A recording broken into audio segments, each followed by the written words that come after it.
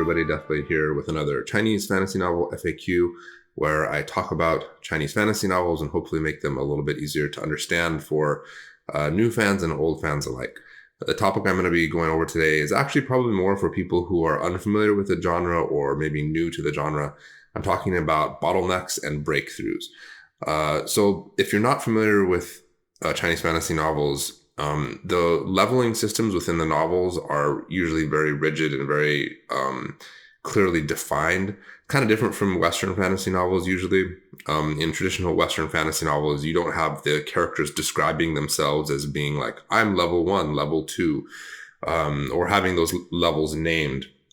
But in the Chinese fantasy novels, especially the Xianxia and Xuanhuan novels, the cultivation novels, the levels are like that. And so then you get into this topic of breakthroughs, which basically means leveling up. So, when Goku goes from being Saiyan to Super Saiyan, that's kind of like what we're talking about here. Although usually the level progressions are not temporary, they're usually permanent. And so a character will be within this certain level.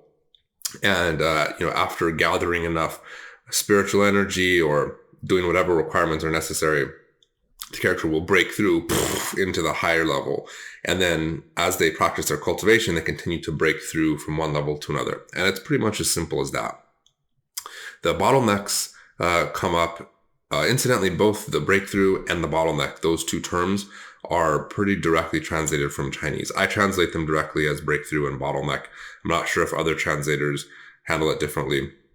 But the bottleneck especially is a direct translation, and it essentially refers to a point when a character is reaching a breakthrough and they experience some kind of setback or slowdown that makes it very difficult to break through to the next level. So imagine that they're like gathering all of this spiritual energy, and then they use that spiritual energy to break some sort of barrier to reach the next level.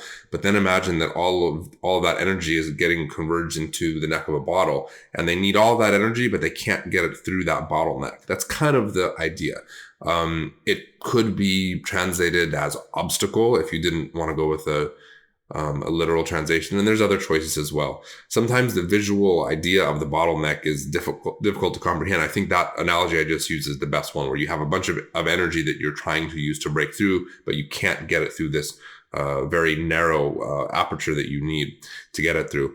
Of course, that's not actually how it works in terms of the collection of energy and then an actual narrow opening to get it through. That's just a metaphor. The point is just the characters will reach a point where they're stuck. They're stuck and they need some kind of special pill or some sort of special technique or ability or some outside event that affects them that will enable them to achieve their breakthrough.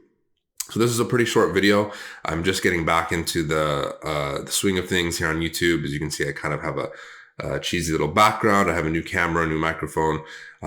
My office situation here has a lot of really bright natural light. So during the daytime, it's really easy to do videos. One of the biggest problems for me throughout all of the months and maybe years that I've been doing these videos on YouTube is dealing with my son, baby Deathblade. As he gets older and older, he only gets more energetic and louder, and it's really hard to find quiet times during the day to film a video, let alone do editing and things like that. Right now he is with his grandparents, so here I am in the middle of the day. I'm taking a break from my translating to do a short video, and I hope to continue doing videos like this in the coming weeks and months. I still have a list that goes all the way back to the very beginning when I started doing these Chinese fantasy novel videos. I still have that list with items on it. Some other things require a lot of research. Those videos take longer to produce. Videos like this, where it's a simple explanation of different translation terms or the terms of novels, are obviously easier to do. So I'm going to get to the videos as I can.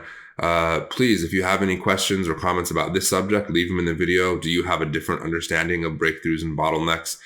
Do you have, what's your favorite breakthrough scene in all of the different cultivation novels you've read, if you're a fan? Let me know in the comments. I'll try to interact with the commenters as best I can. And that's it for this video. So until next time, God Salah.